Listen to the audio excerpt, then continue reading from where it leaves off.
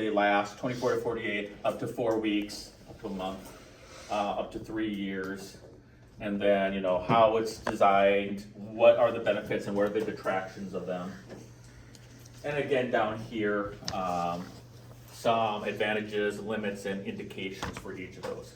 And remember, those are long-term monitors that the patient's going to wear, because the EKG systems that we've been talking about right now have limitations. The rhythm strip, or what we call telemetry, that's put on you, but it only records as long as you're in the hospital. Okay, so like what we put on downstairs, what you put on a couple people downstairs, that's basically a telemetry monitoring unit.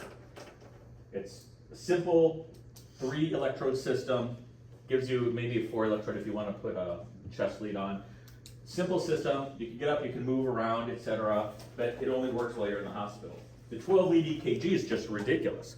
The 12 lead EKG has 12 electrodes on you. You have to move, lay very, very still, and it takes a snapshot of only 10 seconds. Whereas the telemetry, at least I can watch your screen, and if I see something, I hit record, it prints out 6 seconds, but it can watch continuously. But those are only beneficial in the hospital. And so if you have a problem at home, or what usually happens, you start having a problem at home, you get to the hospital, you hook up the EKG, and all of a sudden you're cured. The problem's gone, and we record a normal EKG. So we have these options that allow us to send you home on a monitoring system that we then can evaluate. Either you bring it back to us, or when an event happens, it records and sends it to us. We have these options that allow us to see the electrical system before it gets to when we can't record it, and it doesn't happen during our normal activity, our normal hospital visit.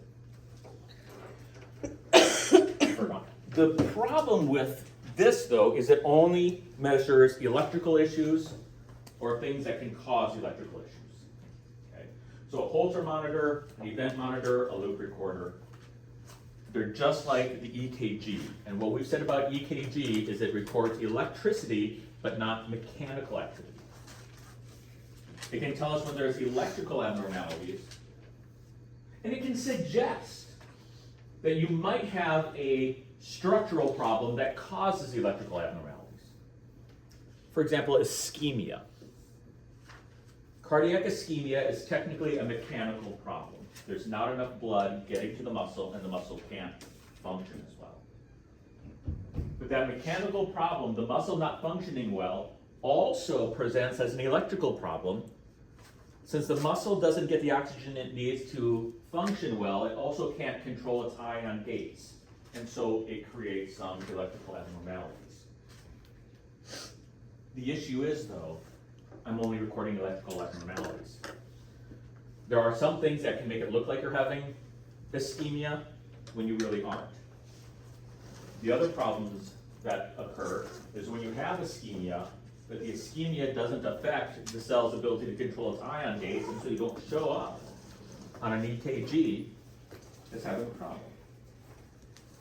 So there's problems with electrical abnormalities, or these electrical measuring systems. They are good. They allow us an insight into how the heart is working, especially electrically, but they have their limitations. So today we are going to talk about cardiac ultrasound. Now, we are not going to be doing cardiac ultrasound, and I'm trying to get an arrangement with our ultrasound group that during one of our labs we can go up and visit their students as they're performing cardiac ultrasound, so you can see them actually doing it and you can see what it is like. The reason we go through this is not that I expect you to perform an external cardiac ultrasound. IVUS, yes, you should all know how to do IVUS. But transthoracic, no. I don't expect you to know how to do a transthoracic ultrasound. Okay, TEE, that's not our profession. Our profession is blood, not magic. I always say ultrasound is magic. They cast this mystical, magical sound into your body and it bounces off. That's not what we do. But we do need to know what they see, so that when we read a report and it says, I see X or Y or Z on the ultrasound, we know how it might appear then in the invasive world. What does this mean to me as somebody who does invasive cardiology.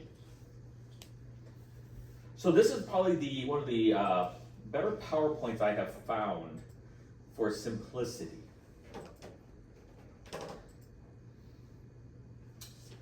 Professor K created this.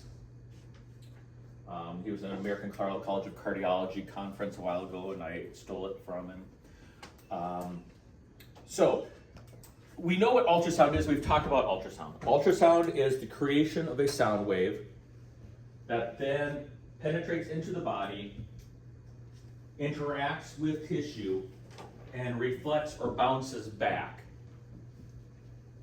And the sound wave is then converted into an image we can see on the video monitor. It uses a thing called a transducer, but unlike the Wheatstone Bridge strain gauge mechanical transducer, which you should all recognize, it uses a piezoelectric transducer. And a piezoelectric transducer, remember, is crystals. And when we apply the electrical flow or current to crystals, they vibrate. That vibration creates a sound wave. The sound wave is released into the body. When the sound wave hits an object that is dense enough, it echoes, or it reflects that sound wave back to the transducer. That sound wave compresses the crystals.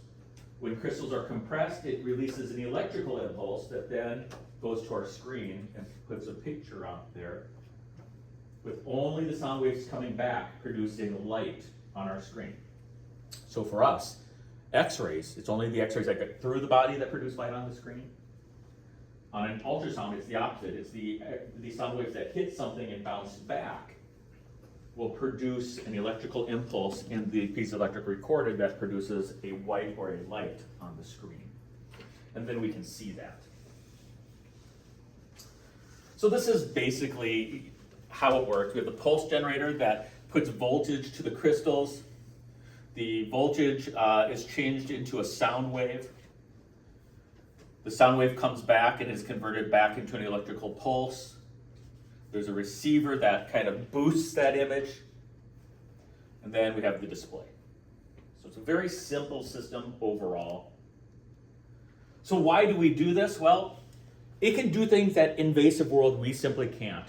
And things that EKG and electrical systems aren't designed to do. And things that nuclear medicine can't do.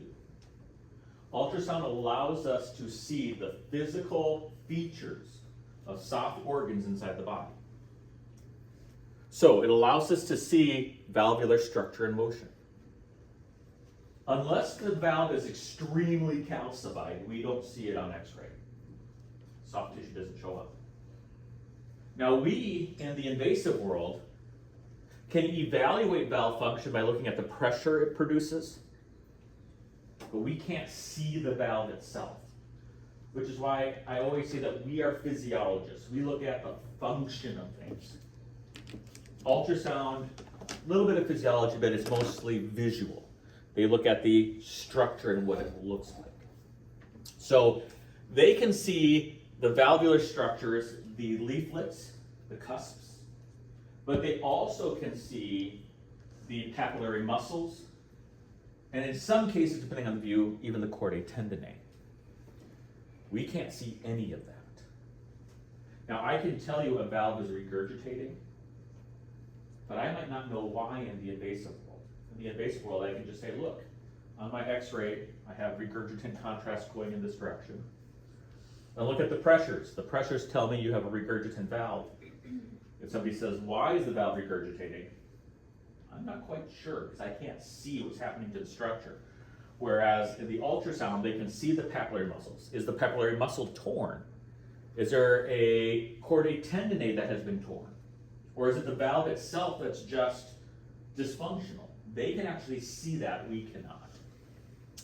They can see the chamber size and contents. So in the invasive world, we can see the chamber as well, but we don't see the muscle around the chamber. All we can see is where our contrast goes. So we inject contrast and we see the chamber fill.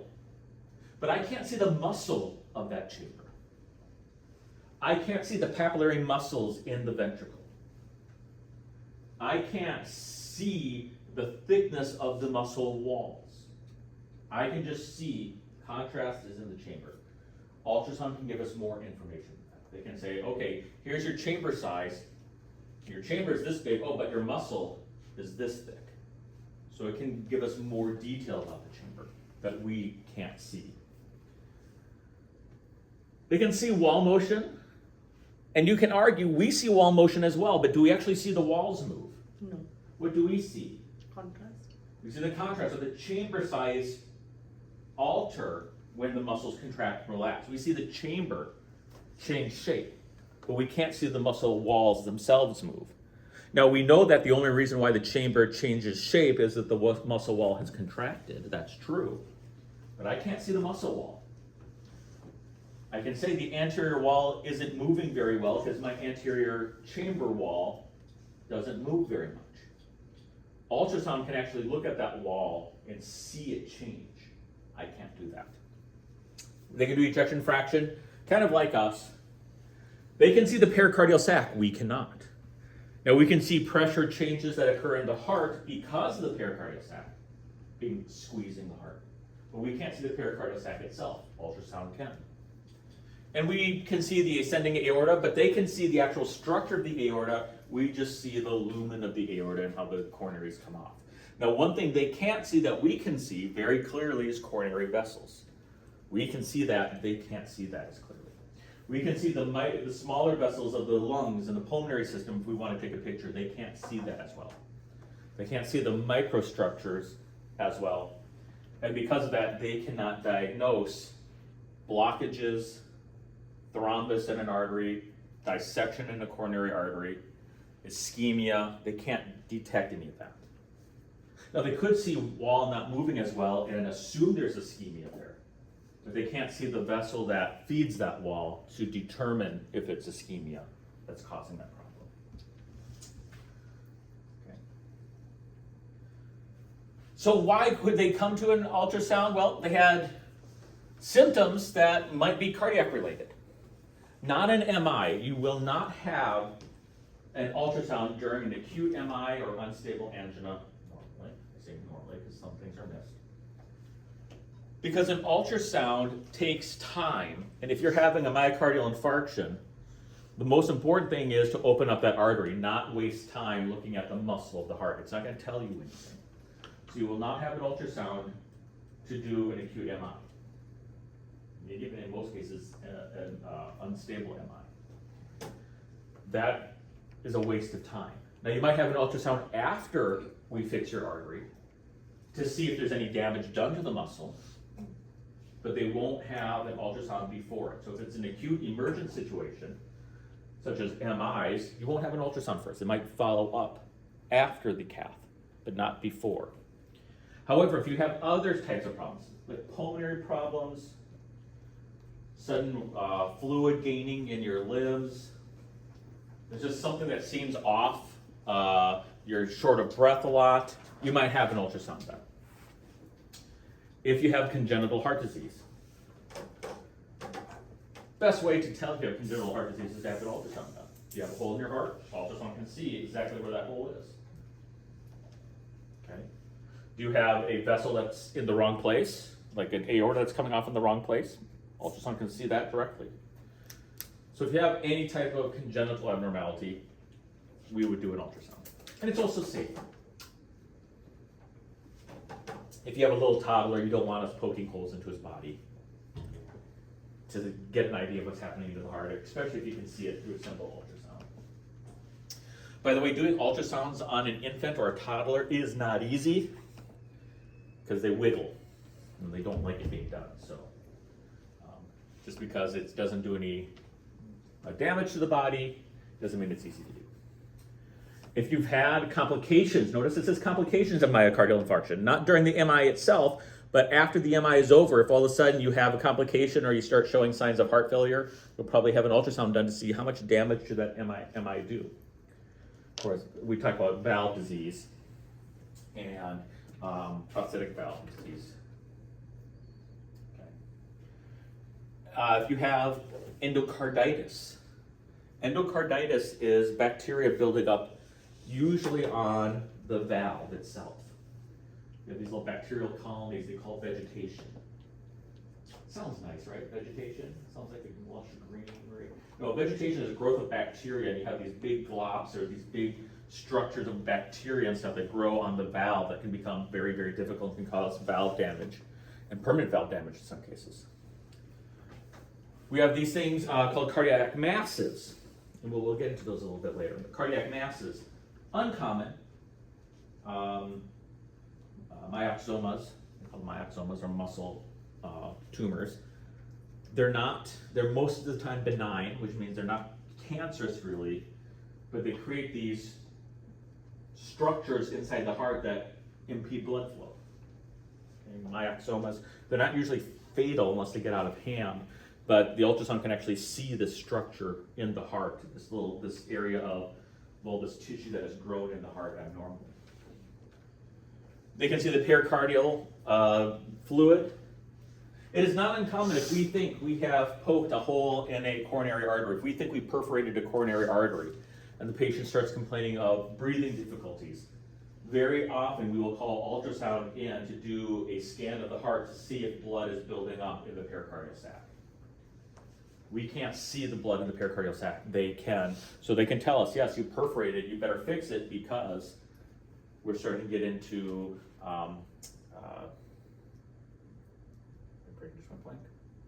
tamponade, where the heart's being squished, and you need to take care of it. And there's these things called cardiomyopathies. We've talked about them slightly bit before. Cardiomyopathy is just muscle disease. Most of them are genetic. People, sometimes their heart just suddenly dilates for no apparent reason. Some people it thickens for no apparent reason. Some people just become stiff. And so they can evaluate those cardiomyopathies. We can too in the invasive world, but we do it a different way. They can actually see the muscle. We measure the pressures and the changes that are caused by that muscle. So when it comes to cardiomyopathies, we work in unison with each other. They might see the patient first, and we might see them second to verify or validate the condition. Okay, so we're going to talk about TEs first. Cardiac ultrasound, this is transthoracic. This is the most common one where they just put a transducer against your chest and take nice pictures.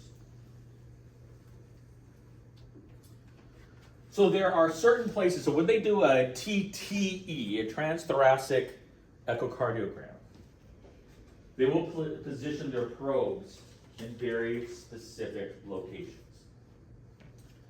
We have the suprasternal, where they'll put the probe here and look down at the heart from this direction. This is suprasternal. So you have a kind of turn your head. Nope, it's just a handheld transducer. And they just push it against your chest here, and it looks down into your heart. Okay, using ultrasound. They have you turn your head, take deep breaths. Then we have what we call the left parasternal. So you have your sternum here, just to the left side of it. They will actually slide the transducer up and down the left side of your chest, and they can look at different sections of your heart. As they move up and down, they can look at different parts of your heart. That is called the parasternal. And there's long axis and there's short axis, we'll get to that. It's just how they turn the transducer. Okay. There's apical. Apical is about the fourth and fifth intercostal spaces here. Kind of over here, kind of midclavicular area. And they'll move their transducer back and forth, and they can look at the different walls of the heart from that position. When they have their transducer, is it in between, like, the bone? It doesn't have to be, but it'll get a better image. It can go on top of the bone Yep. and shoot right? Okay. Yeah. Because it has to do with the depth that it's set for. Remember, they can change the frequency, and the depth is where it starts to rebound at. Mm-hmm. And then there's subcostal. The subcostal, they go underneath your xiphoid process, and they push upwards, and they're looking at the heart from below. And with this one, they have you lay on your back, and you feel them push in, and they tell you to breathe normally. You're like, to get these images, they have to use a gel, because sound waves have to transmit through something because your skin is designed to absorb and insulate your body. So to get the sound waves to penetrate through your skin, they use a gel which moisturizes the skin, and it allows a fluid or a sound conductive gel that will penetrate through the skin to the body. It also allows sound waves to come back.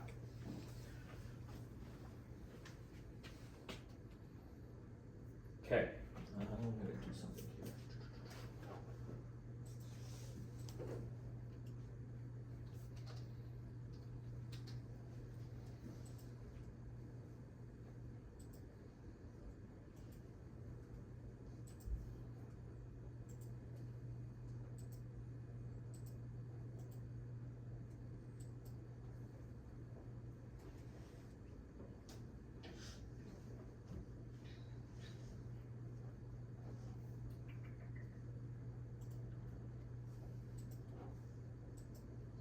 Okay, so this is what a transthoracic echocardiogram is. Here's the probe that's in her hand. This right here is in the apical position. Below the left chest, fourth and fifth intercostal space, looking up to the heart. That is the apical position. Notice the patient is laying on the left side of the heart, or left side of the heart, left side of the body. Why are they laying on the left side of the body?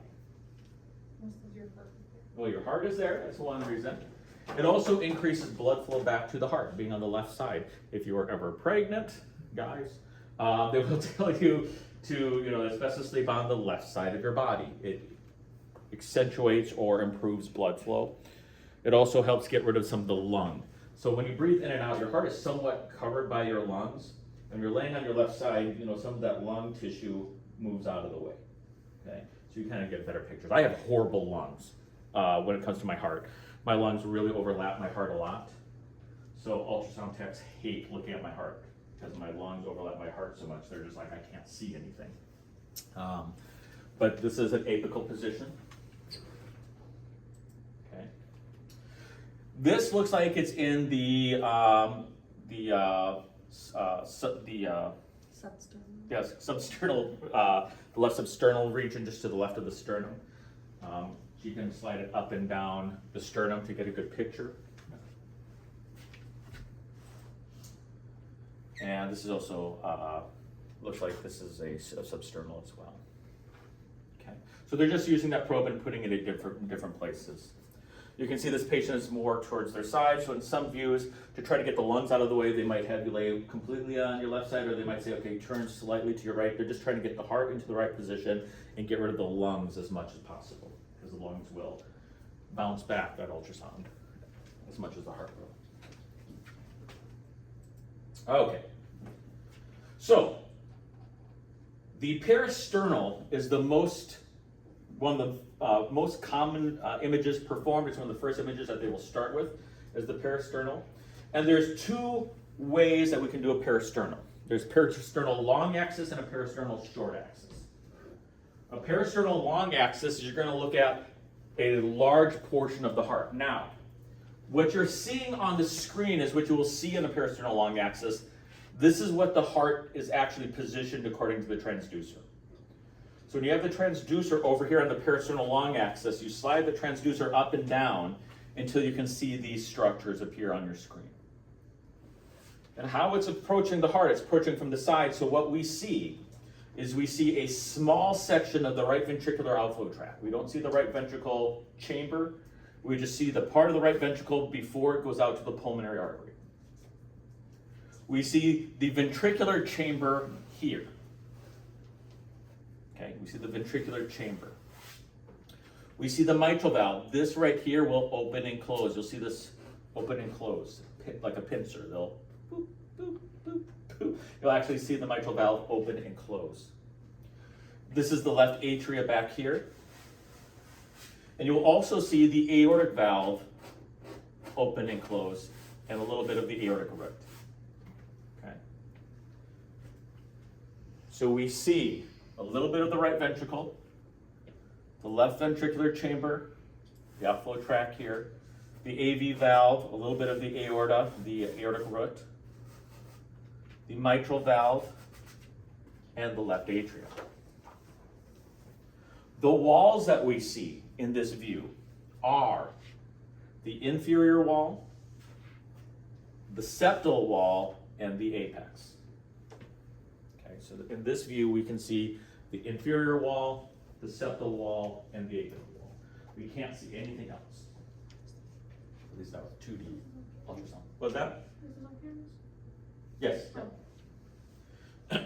No, I want you to memorize this and draw it by hand now. Okay. So this is the view of the heart. So you're kind of looking at if I take this apart, you're kind of looking at it like this. Okay. So you see the inferior wall here, you see the septal wall here, you see the left atria here, mitral valve, left ventricle, and just a little bit of the right ventricle as it's coming out towards you. Right ventricle, yeah. A little bit of the right ventricle as it's coming out towards you. Okay, right here. So that's what you're seeing. Septal, inferior, left atrium, mitral valve, aortic valve right there, and a little bit of the right ventricle as it's coming out towards you. So what's the LVOT? That's LVOT, that's left ventricular outflow tract. That's going up to the aorta. So it's the part of the ventricle that goes up to the aorta. So we can only see the outflow tract of the right side. Well, you're seeing the left ventricular outflow tract here. Here's the left ventricular outflow tract. And here's the right ventricular outflow tract. I'm looking at that. Yeah. Yeah. That's this part right here. Where would the septum wall be? This is the septal wall right here. It's the septal wall. Oh, it's the same. Where it points. Septal wall. That's okay. Now this does not really line up with any of the views that we take in the LV-gram. There's not a picture that we take of the LV-gram that allows us to see the septal and the inferior wall. We don't do that. This is a view that ultrasound takes that we can't see. Now, the benefit of this view is it gives us really clear picture of that mitral valve motion and at least the two anterior leaflets of the aortic valve. You can't see the posterior leaflet, it's behind here, but we can see the two anterior leaflets of the aortic valve. So this view is really good at providing us an initial image of the mitral valve motion and the aortic valve motion. Okay. It also allows us to see the thickness of the septal wall and a little bit of the inferior wall of the myocardium. It also gives us a peek into the left atrium. Notice the right atrium is not seen on this. Okay. Kind of like in X-ray, where if we want to see an object, what are we going to have to do? Yeah, we're going to have to take a different view. Same with this.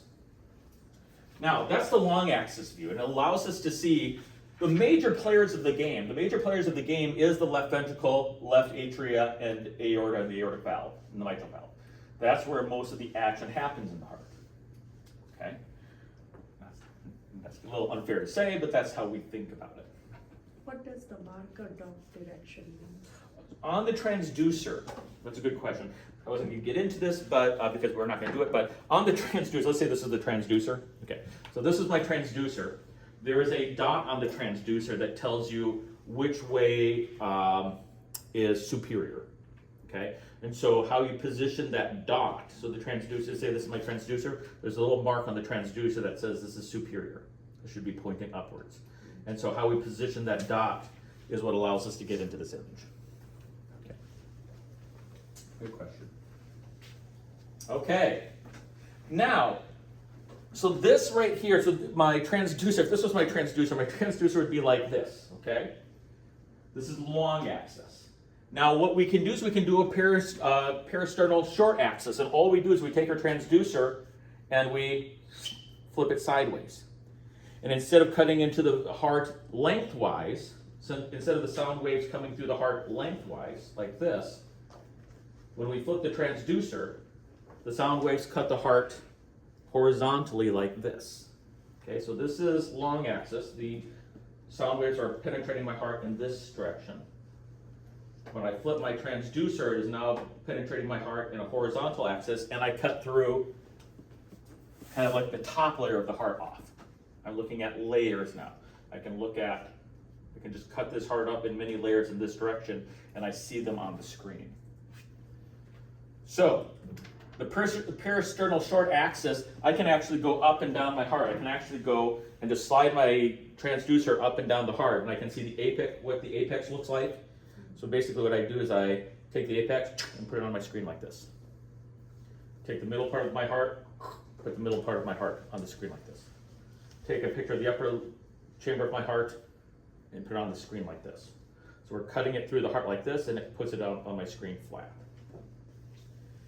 And so the cool thing is I can go up and down and see many, more to the apex. I can look at the middle part of the heart. I can look up at the anterior part of the heart. And this is a beautiful screen in that it allows me to see a perfect image of my aortic valve. The aortic valve is the most central valve of the heart. And so by doing the short axis, I can see all 3 leaflets of that aortic valve. Because what it is doing, it's cutting across my heart like this and showing you my aortic valve in the center there.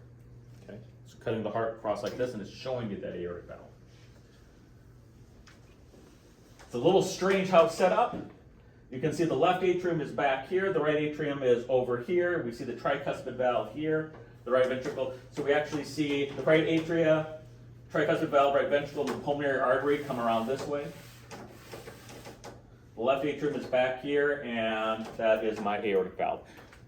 The main reason for this picture is to get my picture of my aortic valve. I see all 3 leaflets in this image. And I can finally see my tricuspid valve. Because remember, in the long axis, did I see my tricuspid valve? I saw my mitral.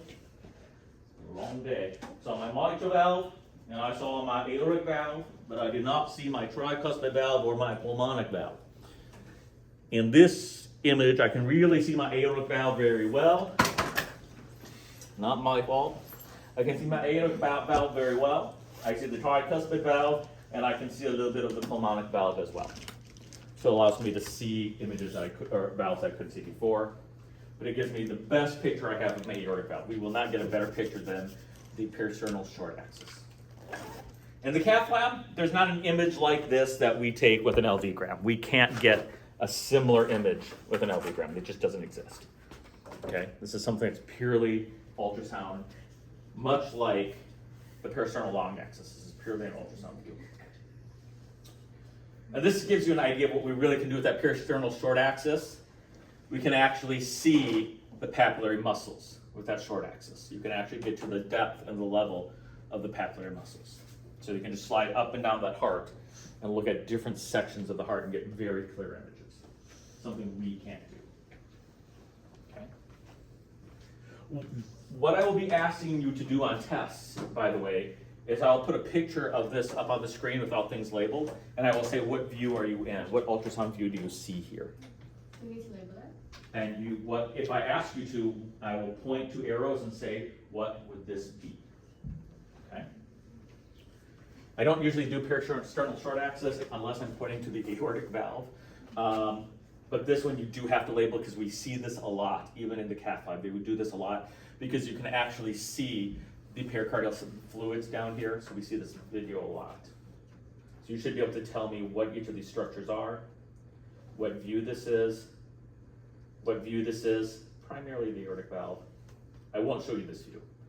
Because when we start cutting, other than the aortic valve, when we start cutting the parasternal short axis, it gets really weird. That's not, who cares?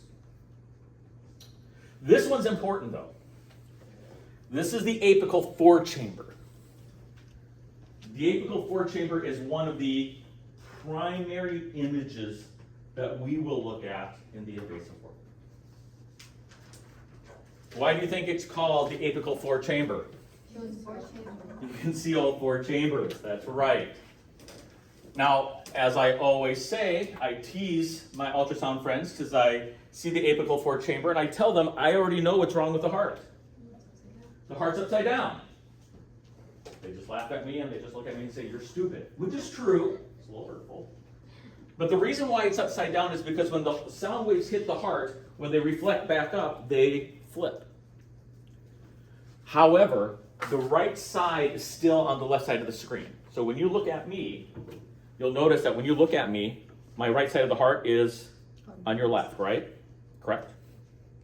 My left side of the heart is on the right of you, correct?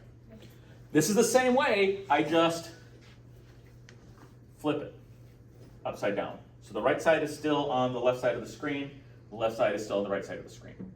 Some people want to turn it around, like, do a 360, that's not what's happening.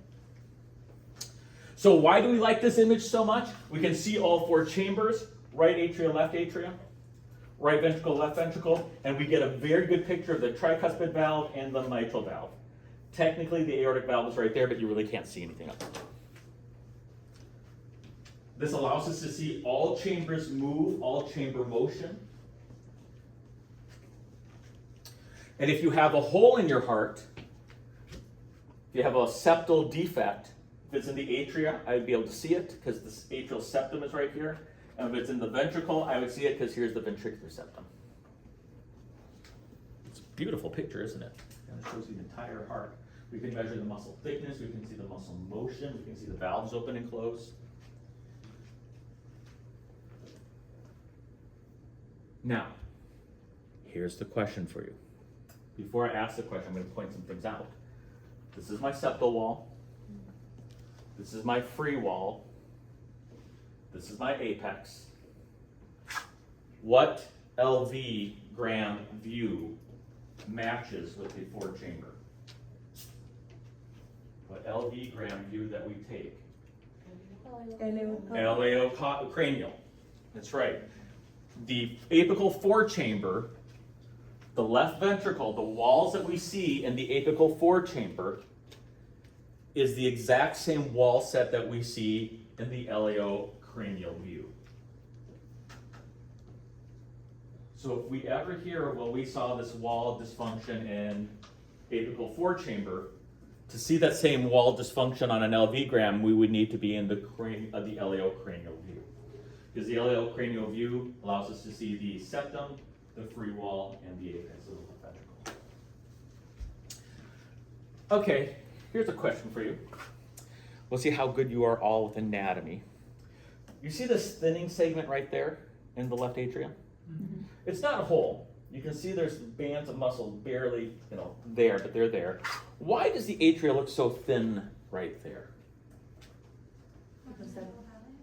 Foraminal valve. Tell me what foraminal valve is. That's where the blood, when you were born, went from the right side to the left side. That's right. Then after you're born, it closed. It should. Absolutely. That part of that atria, that middle atria, or actually kind of upper middle atria, will always appear thin in every patient. So don't say, hey, I think there's a hole there. It's pretty evident if there's a hole there. You can still see a little bit of speckle of muscle there. You see there's a little bit of shadow there. That means there's not a hole there. There's muscle there. But it's thin there because when you are in gestational development, remember all the oxygen is on the right side of the heart, and we want to shift it over to the left side of the heart. So we form that little flap, the foraminal valley, that allows, actually it should be like this, the foraminal valley that allows blood to go from the right side to the left side of the heart, bypassing the lungs, because I don't need my lungs to get more oxygen. You're not breathing. So the foraminal valve is a thinning of the wall that allows, and with a flap, that allows blood to go from the right to the left side. And when you take your first breath, the pressures in the left side go up, slams that shut, and it should stay shut. So if you're ever wondering why it always looks like there might be a hole there, that's the foraminal valve. That's, everybody will have a thinning of the muscle valve, or the thinning of the tissue there. You can have a hole there, but if you have a hole there, you wouldn't see any speculation, you wouldn't see any shading of the muscle there. Now, the apical 4 chamber is not to be confused with apical 2 chamber. And again, all they do is they take the transducer and they turn it. And it goes from looking at 4 chambers to looking at 2 chambers. Now, the 2 chambers that we look at are the left ventricle and the left atrium. And gives us a really good look at that mitral valve again.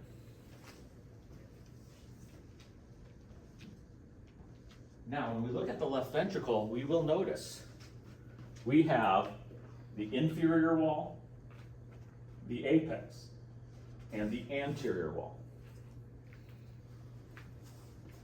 The apical two-chamber, thus, reflects which LV gram view? Audio. 30 RAO, that's right. And if you think about it, if we looked at an LV gram, if this was just turned the proper direction, this is what our LV gram would look like, kind of. It's just that it's pointed upwards. So the two-chamber is our 30 RAO view. The four chambers are 40 LAO 20 cranial view. And it gives us kind of that way we can kind of refer to the same images.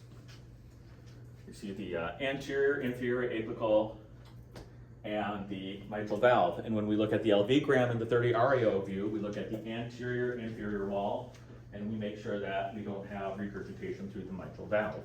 So we're looking at the same structures in these views. Can you see mitral that word in that one? In 30 RAO, in our view, Can or we see the mitral regurgitation in this? in ultrasound? Yeah. Absolutely. We can actually see the blood regurg. Yeah. Okay. This one we don't look at very often. This is the subcostal four-chamber view. The heart is kind of at an angle, oops, like this. We see the left atrium, because remember, the heart's still flipped. Left atrium, left ventricle, mitral valve. Right atrium, right ventricle, tricuspid valve. It gives us a better look kind of at the atrial septum here and the valve function there. Just another view. There's nothing that we actually see that represents this. This is something peculiar to ultrasound.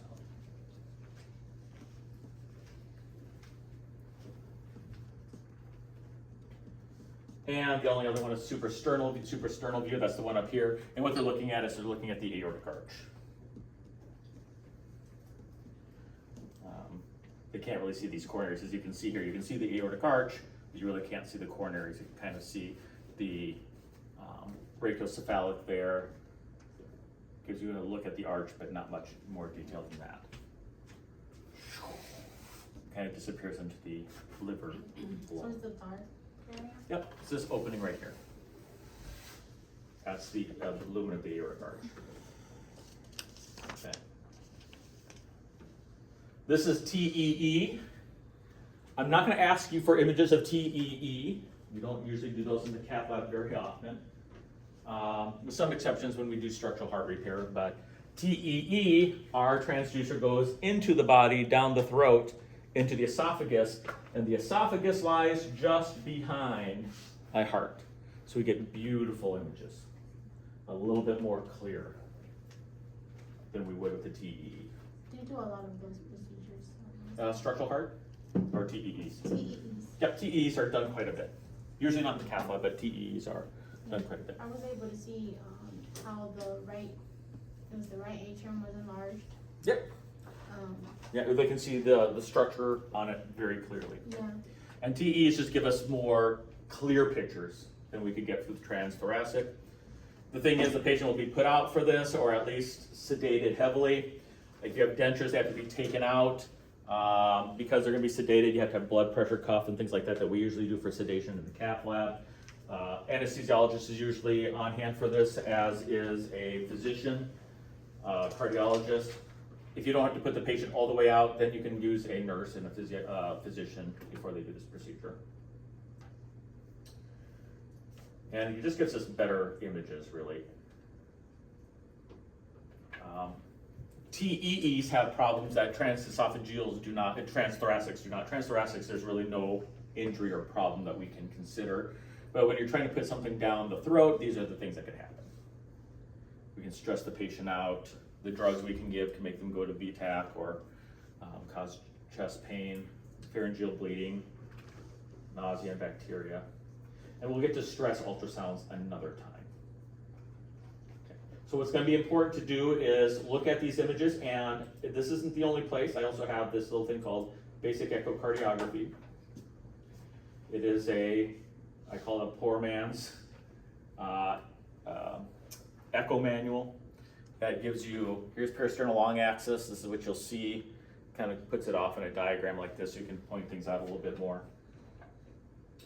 Short axis kind of shows you how the transducer is placed, where the transducer is placed, the 4-chamber, the subcostal long axis. It doesn't have a picture of the 2-chamber, but gives you some explanations on what you see. Sound good? Mm-hmm. So you're going to have to look at these images and be able to label them and tell me what view that they are in from ultrasound.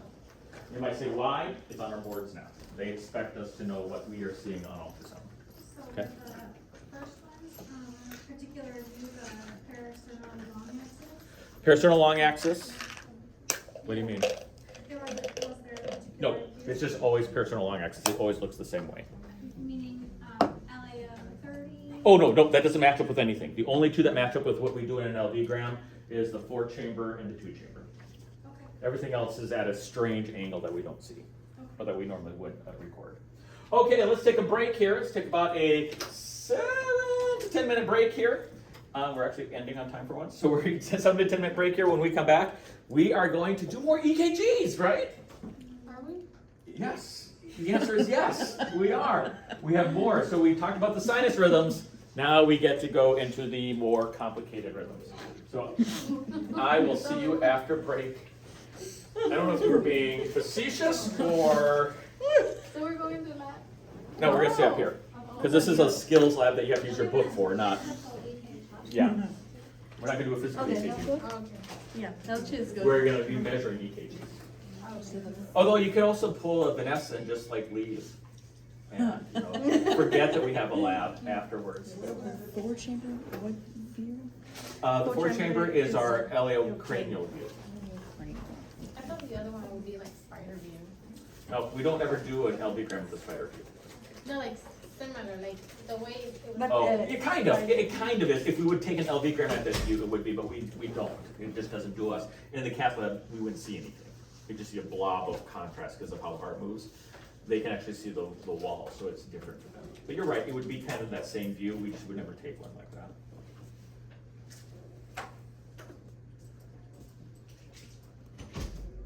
Are we having fun yet? So we just have to learn how to read it. We will never learn how to You will practice not. one. Nope, because that's not our profession.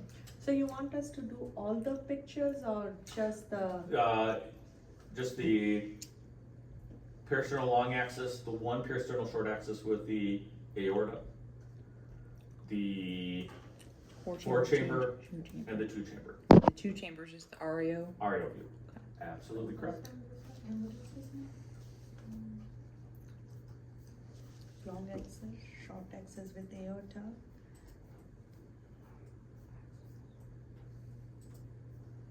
Short axis with an 4-chamber. So what have you learned become an echocardiography? So and they do this kind of stuff and they do more.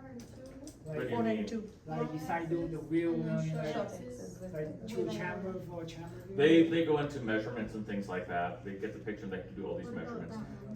There's something they can fix. They just take pictures and do the measurements and say, here's your problem. And I'm not trying to make it sound, Mhm. you know, like we don't need them. They do a lot. I've had several ultrasounds myself.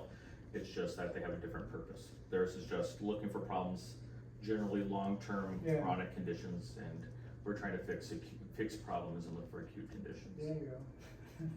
We won't be doing the subcostal 4-chamber, right? No, there's not much that we would see that benefit us compared to what we see on X-ray, so. I screwed up here. What did I do wrong?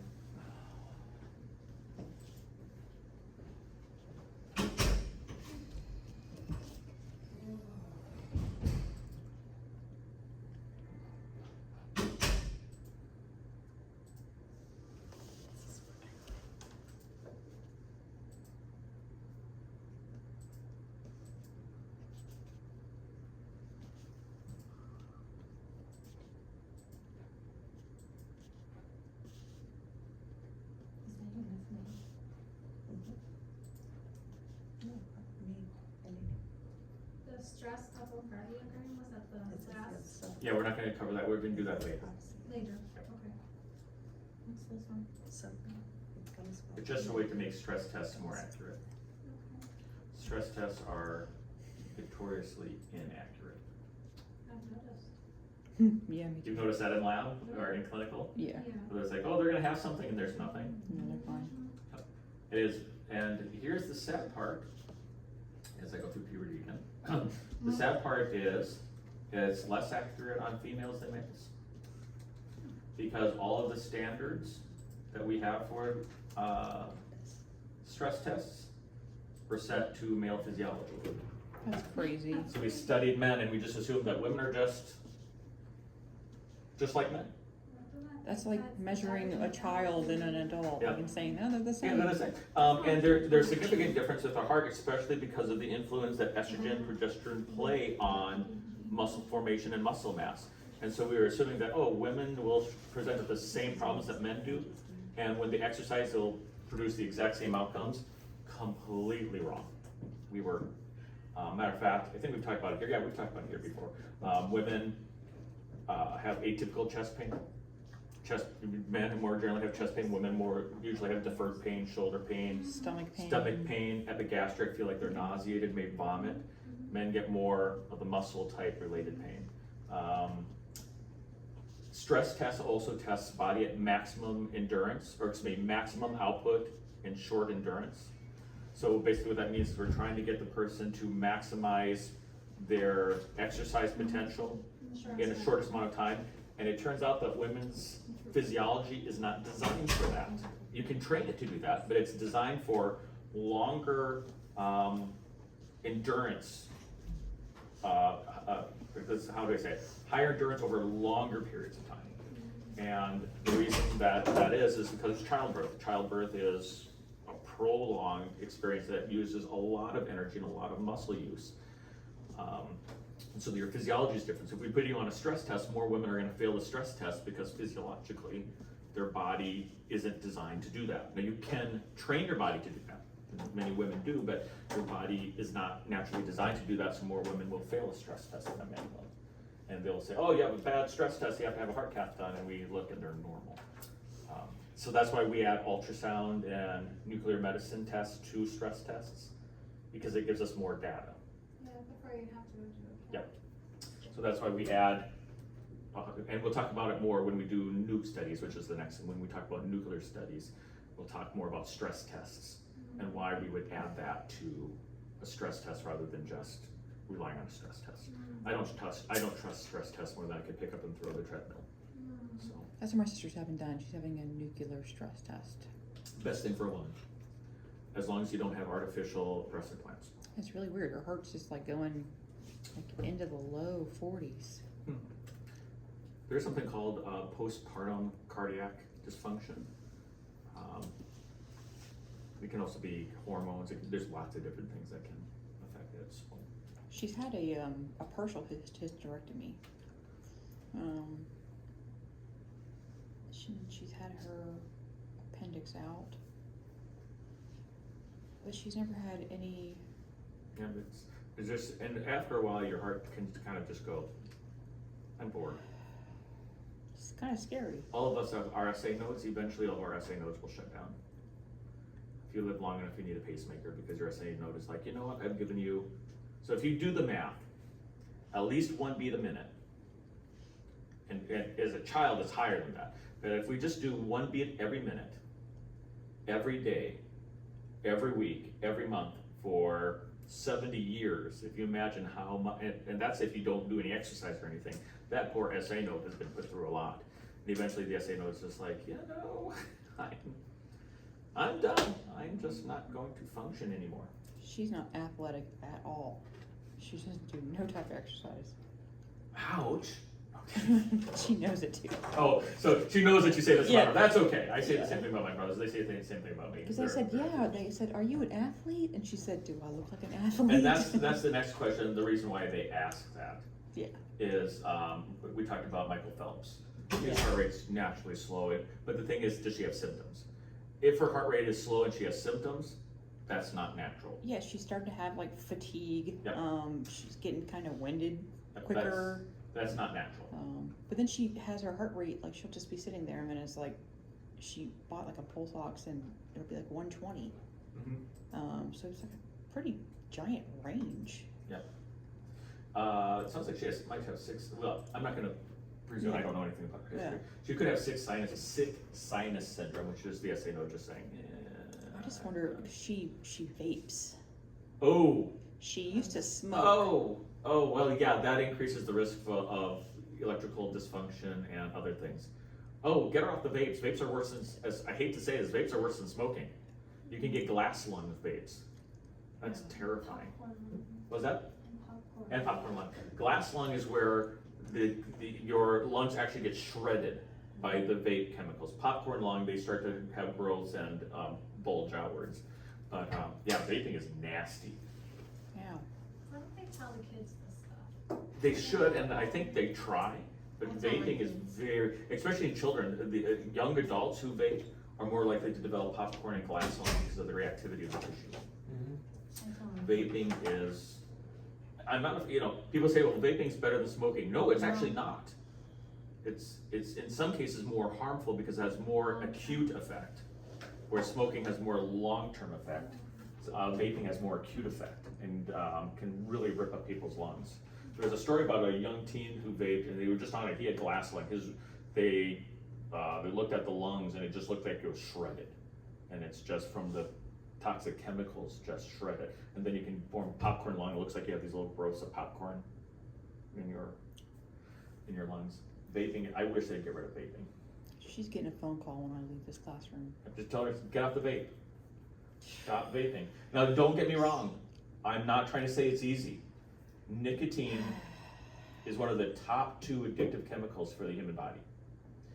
And the longer you're on it, the harder, nicotine in some ways, this is not entirely true, is in some ways worse than heroin in trying to, because first it's legal, and your body becomes very physically acclimated to it. I smoked for 19 years. It's tough. I tell anyone, if you quit smoking, you have my respect because it is hard to stop. It was very hard. Does anyone know what the second most addictive chemical that is legal? Weed? No? Caffeine. Caffeine is the second most addictive chemical. I'm trying to stop, I and can't. I lasted 3 days. Yeah, I might get a migraine headache and I just die. I can't do it. Oddly enough, marijuana smoke is more harmful than tobacco smoke to the lungs in the short term. It's hotter and it causes Make you more cough? damage. Does that? Does it make you cough? Marijuana? It can. Yeah. No, I'm saying, is it because it makes you like cough? No, it's just, it burns at a hotter rate and also has a higher toxin limit in it. It has more chemicals per square unit. So Chemicals. It's cannabis is a underground. chemical. It has more chemical per square unit. Oh, it's like it's just like a leaf. Nope, it's a It's chemical like still. That's why you have an. Cigarettes, that's they're why you- pumping all the chemicals in That's there. why you have the same, nicotine is a natural chemical in tobacco. Yeah, but the cigarette companies are putting other crap in Yeah, there. no, it's just nicotine that's dangerous. Yeah. Nicotine is the dangerous part, and that's just a natural chemical in tobaccos. Marijuana is actually more toxic, and it has now been proven to create, especially in children or in young adults, depression, anxiety, and schizophrenia. We've done CT scans now that demonstrates that Schizophrenia. marijuana changes electrodes in the brain, especially taken during developmental ages, that can lead to schizophrenia. That's why I always say, I'm not doing any drugs till I'm 70. That's right, then do them all at once. But yeah, during developmental periods, marijuana is extremely dangerous to mental health. Schizophrenia, depression, and anxiety increase in young adults who utilize marijuana. My grandpa's 91, I'm like, I don't want to make it this far. So that's what I keep saying. I'm gonna use the restroom real quick, and That's then we'll get started. I'll get off my soapbox of smoking. So that's not good on marijuana, right? There's nothing good about marijuana? Yeah. Marijuana's pretty rad. I'll pass the test test, but marijuana's good. Yeah. Drugs that are bad, super bad, opiates. You think it's just, the urine test pick out? Huh? You think the urine test pick out marijuana? The one with the T test, whatever be done, urine test, pick out, see? You think they pick up marijuana? If you're smoking, yeah, I don't smoke Well, anymore. they pick it up? Yeah, they totally do. Even medically, you can't hurt You go to your lung, you know, you don't go to your system. No, it gets in your system and then they can pick it up on a piss test. It's not as like potent as other drugs, but like coke is out of your system really fast. Just so you know. So if you're ever in a pinch, Look at your spirit. I used to be fun. I'll tell you, I'll pass the test now. It's over now. I used to be fun. I'll tell you that's what. But now I'm old. I like my soda pops. I like the cookies. That's it. I'm a sugar man now. Crumble cookies so fucking bland. I said that's everything. Bland as hell, girl. A crumble cookie is, I guess, it's just a stick of butter with icing on it. It's so rich. I can't. Now, Subway? You get Subway? Publix bakery cookies? I had heard that a long time ago. That's correct. I would think. You go to like On my spiralized. a real bakery? You make them at home? Oh, we made homemade brownies last night though. I would say that. Just a little more effort. They do. And then when they're done, they're like good, but they're not great, you know what I'm saying? On Friday, I had a lot of food, so I didn't. Are those little cookie dough? It's like McDonald's. Yeah, those are fire. They sell those at Checkers. Is there 5 of them or 4 of them? I mean, for what? The parasternal, Love sweets. parasternal, I was joking, long, like, short, I'm like, I don't do 4 chamber, I don't 2 do chamber. drink What really anymore. Like, I used to be so Is it only like, 4? like I thought it was 5. later in life, I'm like, No, you no have the access, beer. short All the access. people. Yeah, Heartburn. That's what you cared about. But like, if I'm in a party that has sweets or a dip station, somebody used to drive me home. It would go 4 chamber, it would go 2 chamber, sub Costco. Yeah, That's literally happy hour Applebee's in the dip. But was there 4, Kim, or 5 that you cared about? 4 total. Okay, then I got it. Don't do it. Okay, I got Well, it. actually, at your age, this is the only time you can do the dollar mark. That's like a 21 to 23 decision. After that, it's just super clear. Like the cute girl, that's rubbing alcohol.